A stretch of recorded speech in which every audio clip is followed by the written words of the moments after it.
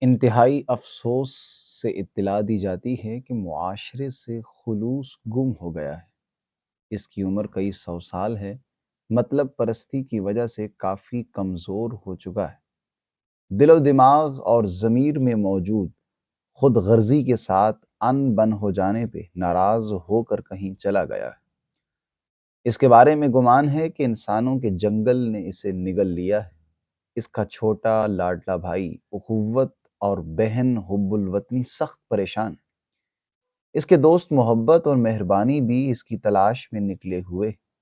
اس کی عدم موجودگی میں اس کی دشمن شرپسند نے تعصب اور ہوس کے ساتھ مل کر تباہی مچا رکھی ہے۔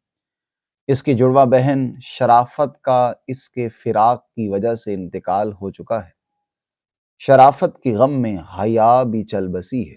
اس کا بڑا بھائی انصاف اس کی جدائی میں رو رو کر اندھا ہو چکا ہے۔ اس کے والد محترم معاشرہ کو سخت فکر لاحق ہے۔ اس کی والدہ انسانیت شدید بیمار ہے اور آخری بار اپنے جگر گوشہ یعنی خلوص کو دیکھنا چاہتی ہے۔ جس کو ملے وہ اسے انسانوں کے پاس پہنچا دے، ورنہ انسانیت دم توڑ دے گی۔